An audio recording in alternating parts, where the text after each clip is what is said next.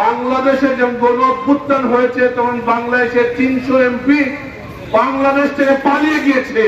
তারা চুরের মতো আত্মগোপন করে আছে। ইতিহাসে, পৃথিবীর ইতিহাসে 300 এমপি একসঙ্গে পালিয়ে যায় নাই। আগামী প্রজন্মের জন্য সুন্দর নতুন বাংলাদেশ গড়ার লক্ষ্যে আমাদের কাজ করতে হবে। আর সে লক্ষ্যে আমরা সকলে যদি কাজ করি তাহলে আমার বিশ্বাস আমরা আগামী দিনে সকলের প্রচেষ্টায় বিএনপি ভারপ্রাপ্ত চেয়ারম্যান তারেক রহমানের নেতৃত্বে বাংলাদেশ আগামী দিনে বিশ্বের মানচিত্রে আত্মনির্ভরশীল গণতান্ত্রিক মানবিক বাংলাদেশ প্রতিষ্ঠিত হবে ইনশাআল্লাহ। সম্মানিত নেতৃবৃন্দ, 5ই আগস্ট ছাত্র জনতার গণ অভ্যুত্থানে সবচেয়ে বেশি অগ্রণী ভূমিকা পালন করেছেন বিএনপির ভারপ্রাপ্ত চেয়ারম্যান তারেক রহমান।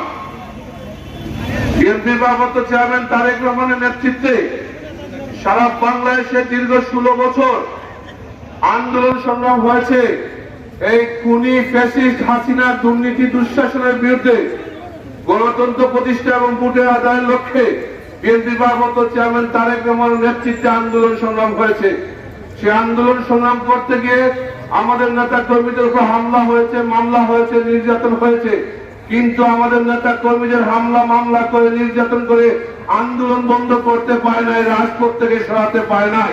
বিএনপির নেতা ভারপ্রাপ্ত চেয়ারম্যান তারেক রহমানের নেতৃত্বে বাংলাদেশে আন্দোলন সংগ্রামের মাধ্যমে স্বৈরাচার মুক্ত হয়েছে। সংগ্রামী ভাইরা, তাই আমি মনে করি যে এই 5ই আগস্টে যে গণ অভ্যুত্থান দীর্ঘ দিন তারেক রহমান নেতৃত্বে আন্দোলন সংগ্রামের ধারাবাহিক ফসল হচ্ছে 5ই আগস্ট ছাত্র জনতার গণ অভ্যুত্থান। তাই আমি মনে করি বিএনপির ভারপ্রাপ্ত চেয়ারম্যান তারেক রহমানের সবচেয়ে বেশি অগ্রণী ভূমিকা পালন করেছেন। সংগ্রামী ভাইরা, আজকে এই আন্দোলন করতে গিয়ে বিএনপির হাজার শত শত নেতা কর্মীকে হত্যা করা হয়েছে। বিএনপির সিলেট বিভাগের নেতা আমাদের কৃতি সন্তান ইলিয়াস আলী সহ শত শত নেতাকে গুম করা হয়েছে। আমাদের বিএনপি ভারপ্রাপ্ত চেয়ারম্যান তারেক রহমান এবং দেশনেত্রী বেগম খালেদা সহ বাংলাদেশে লক্ষ লক্ষ নেতা কর্মীর বিরুদ্ধে মামলা হয়েছে।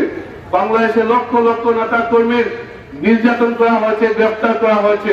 বাংলাদেশের নেতা কর্মীদের বাড়ি ঘরে থাকতে দেওয়া হয় নাই। তারপরও বিএনপি নেতা কর্মীরা অত্যাচার, হত্যা, হামলা, মামলা, নির্যাতন মোকাবিলা করে আন্দোলন সংগ্রাম চালিয়ে গেছে। তারা রাজপথ থেকে সরে দাঁড়ায় নাই। তাদেরকে খুন করা হয়েছে, গুম করা হয়েছে, কিন্তু তারা তাদের রাজপথে আন্দোলন সংগ্রাম চালিয়ে গেছে।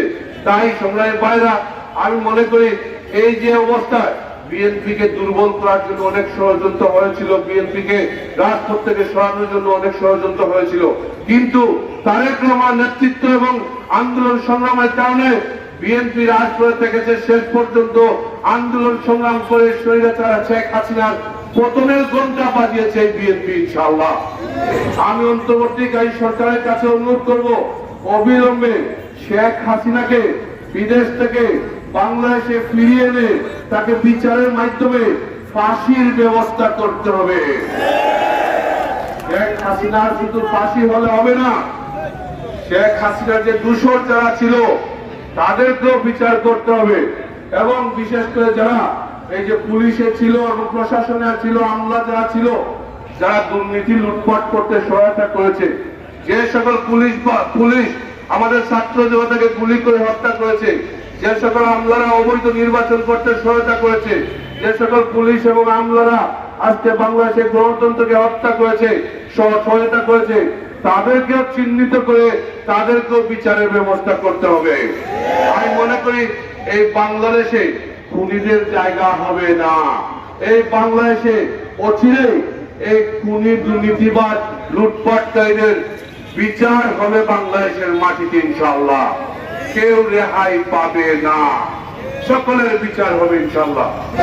সম্মানিত নেতৃবৃন্দ, 5ই আগস্ট এই গণ অভ্যুত্থানে আমাদের শত শত ছাত্র জনতাকে হত্যা করেছে, আমাদের আলিম উলামাদের হত্যা করেছে, বিভিন্ন রাজনৈতিক দলের নেতা কর্মীদের হত্যা করেছে, আমাদের ব্যবসায়ী ভাইদের হত্যা করেছে, শ্রমিকদের হত্যা করেছে।